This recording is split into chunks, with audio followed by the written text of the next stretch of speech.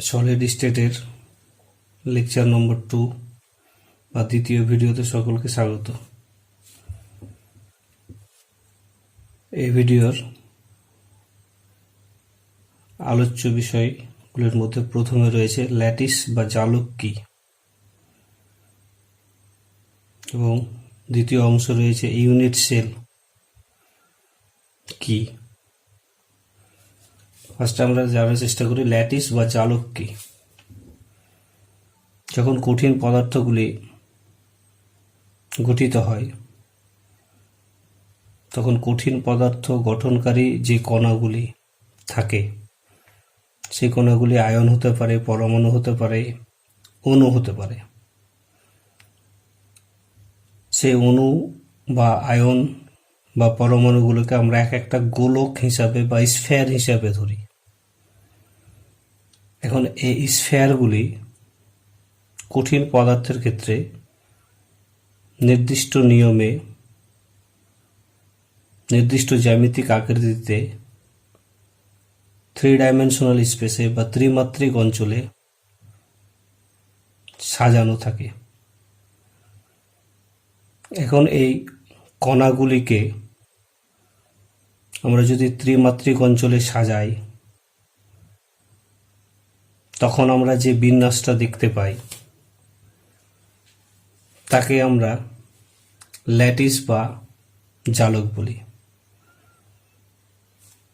যেমন ত্রিমাত্রিক অঞ্চলে উপাদান কণাগুলির বা কণাগুলির কেন্দ্রবিন্দুগুলির শৃঙ্খল বিন্যাসকে আমরা ল্যাটিস বা জালক বলি। এখানে একটা আমরা উদাহরণের হিসাবে আগে দেখি, তাহলে বুঝে যাবে ব্যাপারটা। এক একটা পার্টিকেলকে আমরা এটা ধরতে পারি, যেখানে এখানে একটা যেমন সার্কেল, তো পার্টিকেলগুলো আমাদের এখানে সাজানো হয়েছে।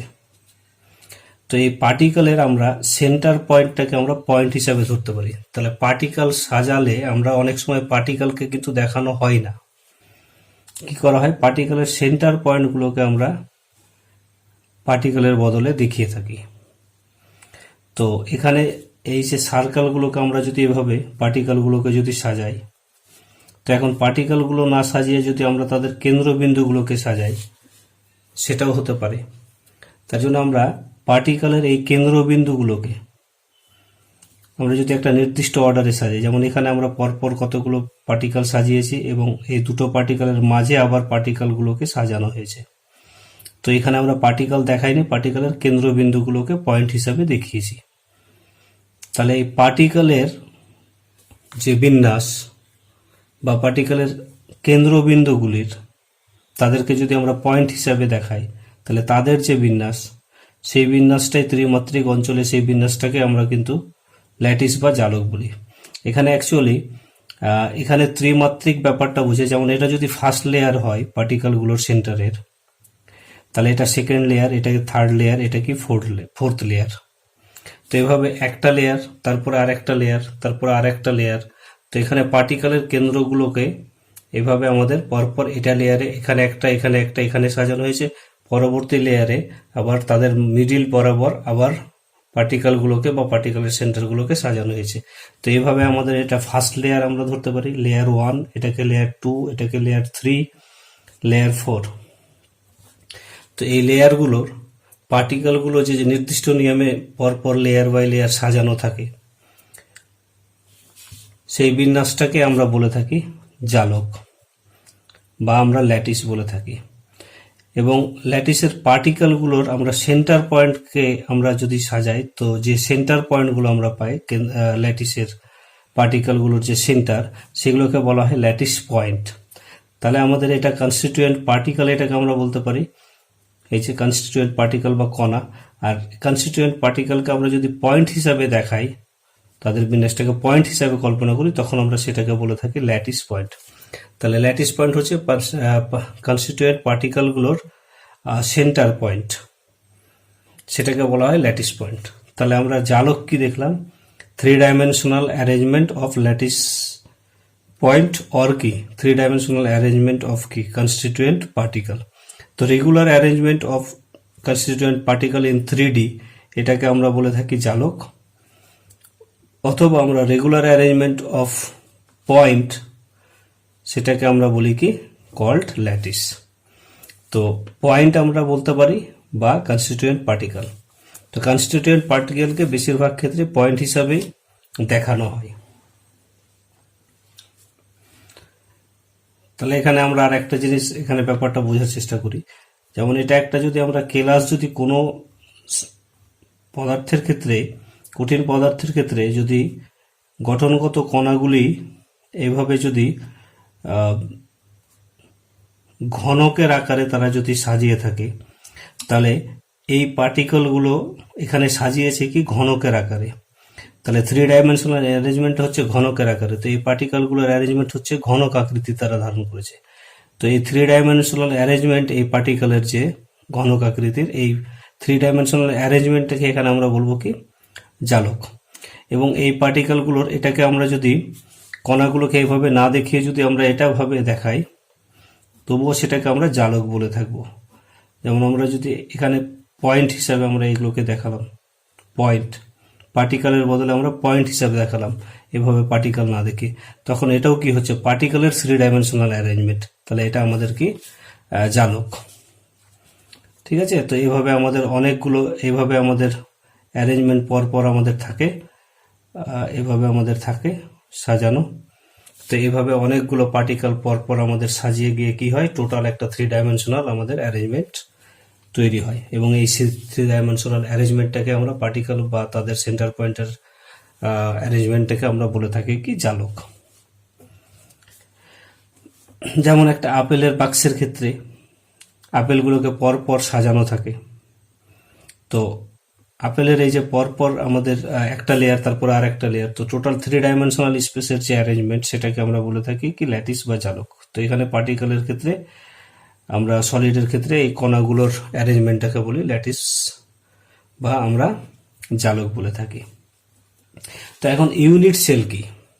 তো আমরা ইউনিট সেল যদি আমরা দেখতে চাই, এটা first layer, second layer, third layer বা ফোর্থ লেয়ারে যেমন পার্টিকেলগুলোকে সাজানো হয়েছে, এখানে একটু বুঝতে অসুবিধা হবে কারণ এটা 2 ডাইমেনশনালে দেখানো হয়েছে ব্যাপারটা। এটা কিন্তু এইভাবে রয়েছে, লেয়ারগুলো পর সাজানো রয়েছে। তো এই পার্টিকেলগুলো আমরা এবার বলবো ইউনিট সেল অ্যাকচুয়ালি কোনটা, একক। তো 3 ডাইমেনশনাল অ্যারেঞ্জমেন্ট যখন পার্টিকেলের হয় এইভাবে পর তখন আমাদের দেখতে হবে যে এই 3 ডাইমেনশনাল অ্যারেঞ্জমেন্টে কোন জ্যামিতিক আকৃতিটা বারবার রিপিট হয়ে সেই টোটাল ক্লাসটা তৈরি হয়েছে, সেটা আমরা দেখতে হবে। যেমন একটা ঘরের ক্ষেত্রে ইট বারবার রিপিট করে টোটাল দেয়াল বা ঘরটা তৈরি করে, ঠিক একই রকমভাবে একটা ক্লাসের ক্ষেত্রে যখন পার্টিকেলগুলো সাজানো থাকে, তাহলে যে জ্যামিতিক ক্ষুদ্র আকৃতিটা, যে জ্যামিতিক ত্রিমাত্রিক গঠনটা বারবার রিপিট হয়ে আমাদের টোটাল ক্লাসটা গঠন করে, সেটাই হচ্ছে ইউনিট সেল বা একক কোষ। এবং এখানে আমরা যদি খেয়াল করি তাহলে ইউনিট সেল বা একক কোষ আমরা কিন্তু লক্ষ্য করতে পারবো। যেমন আমাদের এটা ফার্স্ট লেয়ারের দুটো পার্টিকেল, সেকেন্ড লেয়ারে এই দুটো পার্টিকেল, এদেরকে জয়েন করলে আমরা এটা পাবো। এবং এটা থার্ড লেয়ারের, এটা একটা লেয়ারের দুটো পার্টিকেল এবং এটা হচ্ছে ফার্স্ট লেয়ারের দুটো পার্টিকেল। তাহলে ফার্স্ট লেয়ারের দুটো পার্টিকেল, সেকেন্ড লেয়ারের দুটো পার্টিকেল, থার্ড লেয়ারের দুটো পার্টিকেল, ফোর্থ লেয়ারের দুটো পার্টিকেল।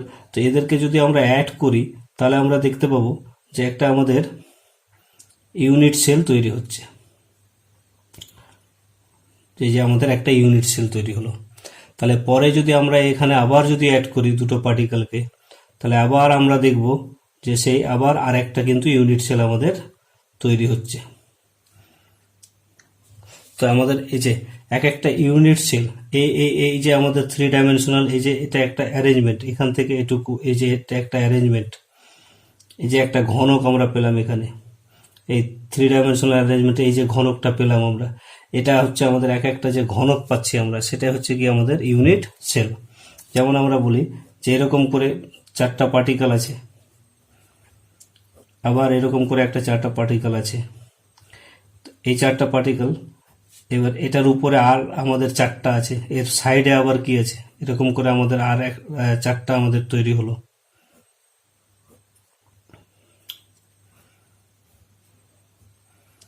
তাহলে আমাদের এভাবে আমাদের টোটাল ক্লাসটাই কি হবে, উপরে হবে এরকম করে আমাদের। তাহলে এইভাবে আমাদের টোটাল ক্লাসটা আমাদের কি হচ্ছে, এই বারবার এই আমাদের ঘনক আকৃতির জ্যামিতিক অ্যারেঞ্জমেন্টটা রিপিট করেই টোটাল আমাদের ক্লাসটা কি হবে, এখানে আবার হবে। তো এভাবে আমাদের তৈরি হবে। তাহলে যে জ্যামিতিক ত্রিমাত্রিক ক্ষুদ্র গঠনটা বারবার রিপিট করে টোটাল ক্লাসটা তৈরি হচ্ছে, সেটাকে বলা হয় ইউনিট সেল বা একক কোষ। তো এখানে আমরা আর একবার দেখি যে যেমন একক কোষ আমরা এখান থেকে আমরা তৈরি করতে পারবো, যেভাবে দেখালাম যে দুটো পার্টিকেল এখান থেকে এই যে দুটো পার্টিকেল অ্যাড করলাম, আবার আমাদের এই দুটো পার্টিকেল আর এই দুটো পার্টিকেলকে যদি আমরা অ্যাড করি, তাহলে এদেরকে অ্যাড করলে আমরা একটা কিন্তু এই যে একটা কিন্তু আমরা ক্লাস কিন্তু পাবো। এই যে আমাদের ইউনিট সেল আমরা পাচ্ছি। তো এইভাবে আমরা ইউনিট সেল আমরা পেয়ে থাকি। তাহলে smallest 3D unit which can form lattice after repetition, মানে যে ক্ষুদ্রতম ত্রিমাত্রিক গঠনের পুনরাবৃত্তির ফলে ল্যাটিস বা কেলাস বা জাফরি গঠিত হয়। তো যে ক্ষুদ্রতম ত্রিমাত্রিক গঠন এই যে, তাকে আমরা বলি কি ইউনিট সেল। পরে আরো ক্লিয়ার হবে উদাহরণগুলো নিয়ে দেখানোর পরে। তো এই ইউনিট সেল যে ত্রিমাত্রিক পার্টিকেলের অ্যারেঞ্জমেন্টটা বারবার রিপিট করে টোটাল ক্লাসটা গঠিত হয়, সেটাকে আমরা ইউনিট সেল বলে থাকি। তো এখন এই ইউনিট সেলকে যদি আমরা ভাগ করতে যাই, তার ক্লাসিফিকেশন, সাধারণত ইউনিট সেলের ক্লাসিফিকেশন আমাদের এরকম দাঁড়ায় যে একটা সিম্পল ইউনিট সেল, সরল কোষ যেটাকে বলা হয়, এটাকে প্রিমিটিভ সেলও বলা হয় বা আদিম কোষও বলা হয়। আর আমাদের যে ইউনিট সেল হয় দ্বিতীয় ক্যাটাগরি, সেটা হচ্ছে সেন্টার্ড ইউনিট সেল হয়।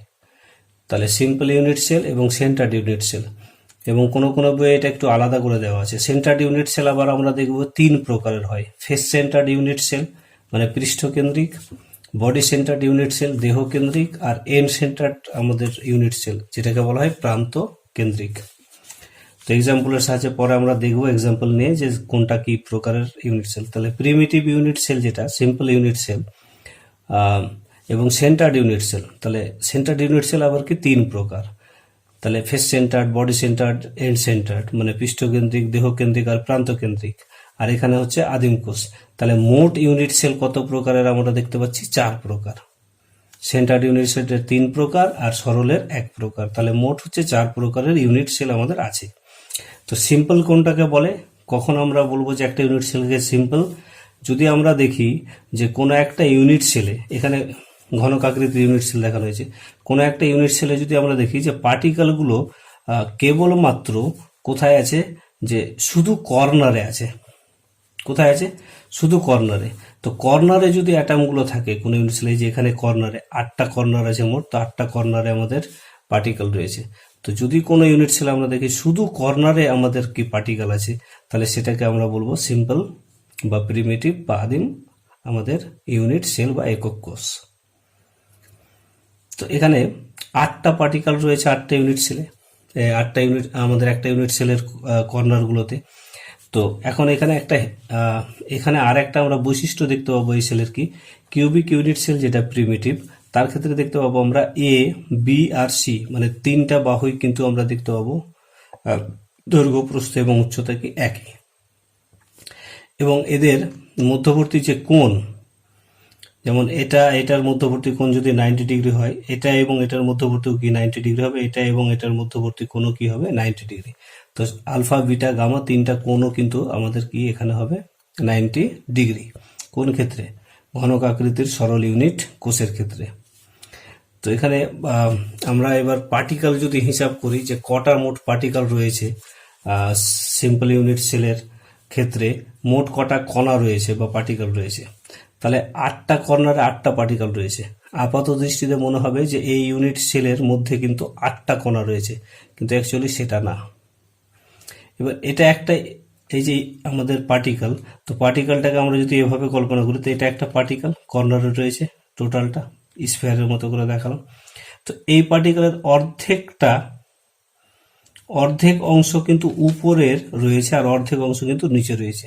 তো এই ইউনিট সেলের আমরা যদি দেখি ভালো করে, তাহলে এইদিকে আমাদের সামনে একটা ইউনিট সেল আছে, তার ডান দিকে একটা ইউনিট সেল আছে, এবং এটা ইউনিট সেলের পাশে আর একটা ইউনিট সেল আছে। তাহলে এই অর্ধেক যে পার্টিকেলটা আমরা যদি ভালো করে খেয়াল করি, উপরেরটা কি আছে, উপরের 4টা ইউনিট সেলে ভাগ হয়ে আছে, এবং এই নিচের অর্ধেক অংশটা কিন্তু নিচের 4টা ইউনিট সেলে কিন্তু এই অংশটা রয়েছে। এটাকে আমরা সহজেই বুঝতে পারবো। যেমন একটা ঘরের কর্নারে যদি খুব বড় একটা বল, মানে ফুটবল বা কোনো একটা আহ, গোলক আকৃতির গোলককে যদি ঘরের কর্নারে রাখা হয়, তাহলে কি দেখা যাবে যে প্রথম ঘরে আমাদের আম, যে অংশটা থাকবে সেটা কিন্তু আমাদের ঘরের মধ্যে থাকছে, কিন্তু ঘরের ডান দিকের ঘরে আর একটা অংশ থাকবে, সেই ঘরের পিছনের ঘরে একটা অংশ থাকবে, এবং সেই পিছনের ঘরের ডান দিকে আর একটা অংশ থাকবে। তো এরকম করে অর্ধেক বল কিন্তু চারটা ঘরে বিভক্ত হবে, এবং বাকি অর্ধেক বল কিন্তু উপরে ছাদের উপরে আবার যদি আমরা ওই চারটা ঘর যদি কল্পনা করি তো সেখানে কিন্তু বিভক্ত হবে। তো এই পার্টিকেলের আমরা দেখছি যে এই যে অর্ধেক, তো এই অর্ধেক অংশটা যদি এটা হয় তাহলে অর্ধেক অংশের কিন্তু 4 ভাগের এই যে 1 ভাগ এই অংশটুকু আমাদের কোথায় আছে, এই এই ঘনকের মধ্যে আছে এই অংশটা। বাকি এই ভাগটা পাশের ঘনকে আছে, এই অর্ধেকের এই অংশটা তার এখানে অন্য ঘনকে আছে, এই অংশটা অন্য ঘনকে আছে। তাহলে আলটিমেট আমাদের পার্টিকেল কি হলো, হাফ এর মধ্যে কত ভাগ হয়ে গেল একটা ইউনিট সেলের মধ্যে আসছে 1/4। তাহলে হাফ এর 1/4 তার মানে কি 1/8 অংশ। তাহলে একটা পার্টিকেলের অ্যাকচুয়ালি কর্নারে যদি একটা পার্টিকেলকে আমরা রাখি তাহলে তার 1/8 অংশ সেই ঘনকের মধ্যে কিন্তু আমাদের থাকবে। বাকি 7/8 অংশই কিন্তু বাইরের ঘনকগুলোতে কিন্তু থাকবে, কারণ এটার উপরে যেটা ঘনক আছে তার উপরে থাকবে, এটার পাশের ঘনকে থাকবে, এটার পাশের ঘনকে থাকবে। তো এইভাবে আমাদের হাফ অংশ কি হয়, 4টা ঘনকে ভাগ হয়ে যায়। তাহলে 8টা আমাদের মোট পার্টিকেল আছে। তাহলে একটা পার্টিকেলের কত অংশ ঘনকের মধ্যে থাকে, 1/8 অংশ। তাহলে মোট পার্টিকেল কটা আছে কর্নারে, 8টা। তাহলে আমাদের 8টা পার্টিকেলের 1/8 অংশ সমান কি হলো, একটা অ্যাটম। তাহলে সিম্পল প্রিমিটিভ যেটা সেল বা সিম্পল বা প্রিমিটিভ বা আদিম কোষ, আদিম কোষের ক্ষেত্রে মোট কর্নারে 8টা পরমাণু থাকলেও, পার্টিকেল থাকলেও কিন্তু ইফেক্টিভলি মানে প্রকৃতপক্ষে সেই ইউনিট সেলের মধ্যে পার্টিকেল থাকে কটা, একটা। তো এটাকে বলা হয় আমাদের পার্টিকেল কাউন্টিং বলা হয় ইউনিট সেলের। এরকম করে আমরা যদি ফেস সেন্টার্ড ইউনিট সেলে দেখি, ফেস সেন্টার্ড ইউনিট সেলে কি থাকে, যে ঘনকের 8টা কর্নারে কিন্তু 8টা অ্যাটম থাকবে, এবং এর ঘনকের কিন্তু 6টা ফেস থাকে। তো 6টা ফেসের সেন্টারগুলোতে আবার একটা একটা করে পার্টিকেল থাকবে, 6টা ফেসেরই, যেটা উপরে, এটা নিচে, এটা সামনে, এটা কি ওই পিছনে, এটা বাম দিকের ফেসে, এটা কি ডান দিকের ফেসে। তাহলে এরকম 6টা ফেসেই কিন্তু আমাদের পার্টিকেল থাকবে। তো টোটাল এখানে তাহলে এফেক্টিভলি কটা অ্যাটম আছে এর মধ্যে আমরা যদি দেখি, তাহলে কর্নারের গুলোর ক্ষেত্রে আমরা দেখলাম যে একটা পার্টিকেলের কত অংশ থাকে ইউনিট সেলের মধ্যে, মানে ঘনকের মধ্যে, সেটা থাকে 1/8 অংশ। তাহলে মোট কর্নার অ্যাটম কটা আছে, 8টা। তাহলে 8 × 1/8, তাহলে কর্নারের জন্য অ্যাটম কটা আছে এই এর মধ্যে, এই ঘনকের মধ্যে, একটা। এবার ফেসে যেগুলো রাখা হয় অ্যাটম, তার কি হয়, অর্ধেক অংশ পার্টিকেলের থাকে, এই যে এরকম অর্ধেক অংশ এখান থেকে থাকে উপরের, কোথায় থাকে, উপরের কোষে থাকে ইউনিট সেলে, আর অর্ধেক অংশ থাকে কি ফেসে। ফেসে যদি একটা পার্টিকেল এভাবে বল রাখা হয় তাহলে অর্ধেক অংশ কোথায় থাকবে, উপরে, আর অর্ধেক অংশ কোথায় থাকবে, নিচে একটা তলের প্লেনের।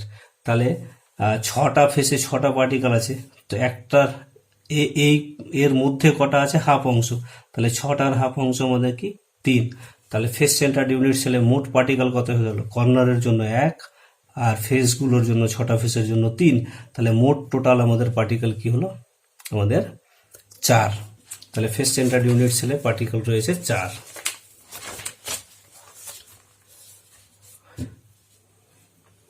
এবার হচ্ছে বডি সেন্টার্ড ইউনিট সেল, যেটাকে দেহ কেন্দ্রিক আমরা বলে থাকি। বডি সেন্টার্ড ইউনিট সেলে কি থাকে, পার্টিকেলগুলো কোথায় সাজানো থাকে, কর্নারে 8টা থাকেই, এবং কিউবের মাঝে একটা আমাদের পার্টিকেল থাকে, কিউবের মাঝে। তো কিউবের মাঝে, তার মানে এটা কোথাও বাইরে নাই। তাহলে এই পার্টিকেলটা আমরা কি দেখবো, বডিতে আছে বলা হয়। তো এই পার্টিকেলটা টোটালেই বক্সের মধ্যে আছে। তাহলে এর সম্পূর্ণ অংশটাই কোথায় আছে, আমাদের বক্সের মধ্যে। তাহলে এটা একটা পার্টিকেল, আর 8টা পার্টিকেলের 1/8 অংশ করে কিউবের মধ্যে থাকে। তাহলে 8টা পার্টিকেলের 1/8 অংশ করে থাকে। তাহলে মোট আমাদের কটা পার্টিকেল আছে 8টার জন্য, তাহলে এই এই বক্সের মধ্যে একটা। তাহলে টোটাল পার্টিকেল কত আমাদের বডি সেন্টারের জন্য একটা ইউনিট সেলে টোটাল পার্টিকেল থাকে তাহলে কত আমাদের দুটো। এন সেন্টারে আমরা দেখি এবারে এন সেন্টারে কি হয় যে এন সেন্টারের ক্ষেত্রে কি হয় যে আমাদের এরকম হয় ইউনিট সেলটা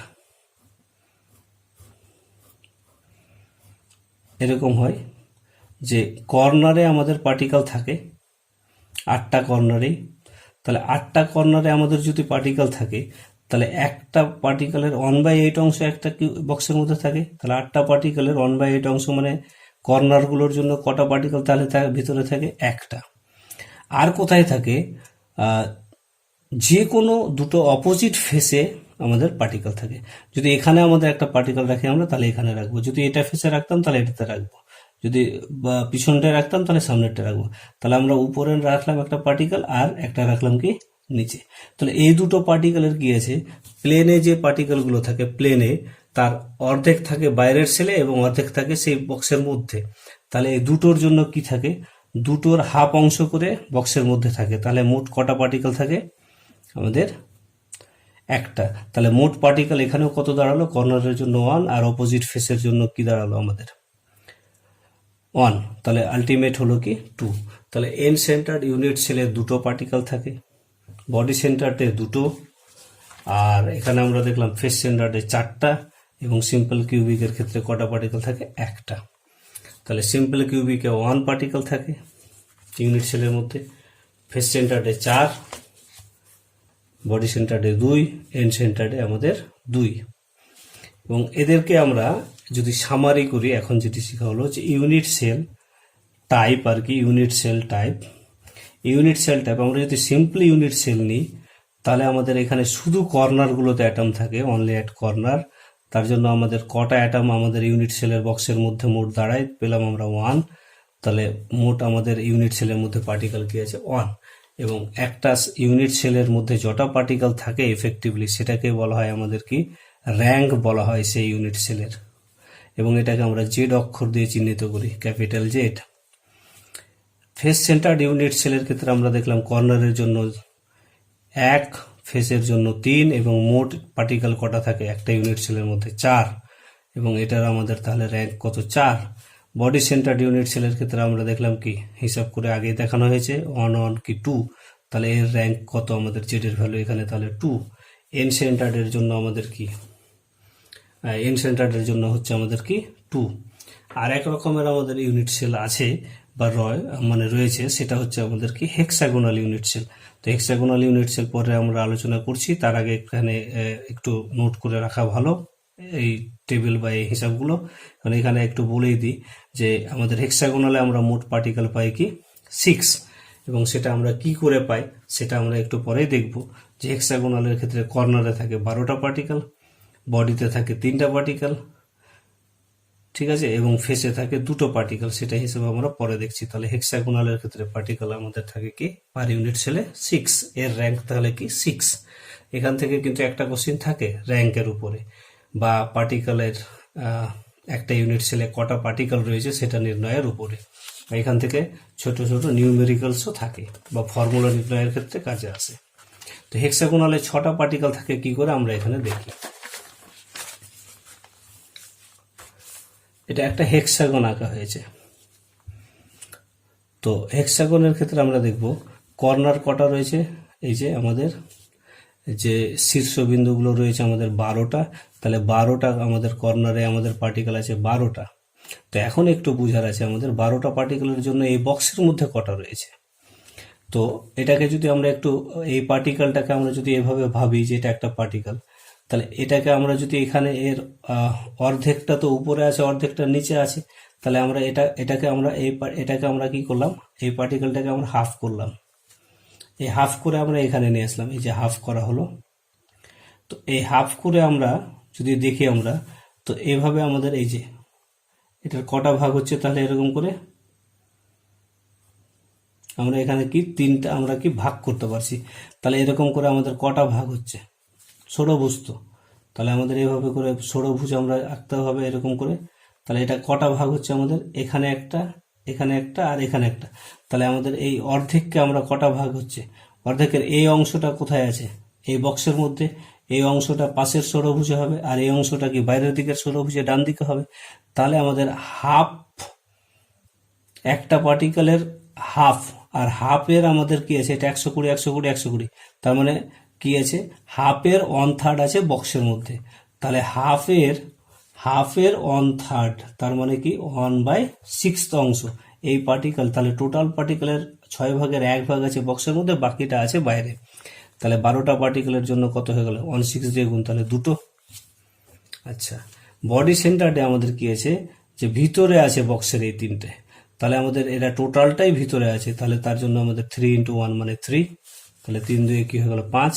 এবার আমাদের ফেসের ক্ষেত্রে আমরা দেখব যে এখানে আমাদের ফেসে আছে 2টো। তো ফেসে যদি আমরা 2টো ধরি, তাহলে আমাদের এখানে ফেসে 2টো যদি হয়, তাহলে এখানে যদি আমরা একটা ফেসে যদি রাখি, আর এখানে যদি ফেসে রাখি, তাহলে ফেসের জন্য আমাদের কত করে হয়, হাফ করে। তাহলে আমাদের ফেসের জন্য যদি হাফ অংশ, মানে বাইরে থাকে হাফ অংশ বক্সের মধ্যে থাকে, তাহলে 2টোর জন্য কি 2 × হাফ, তাহলে কি 1। তাহলে টোটাল আমাদের অ্যাটম কি থাকে হেক্সাগোনালের ক্ষেত্রে আমাদের 6। তো দেখি আমাদের এখানে কি ছিল, কর্নারের জন্য 2, বডির জন্য 3 এবং ফেসের জন্য 1। তাহলে টোটাল পার্টিকেল কি থাকে 6।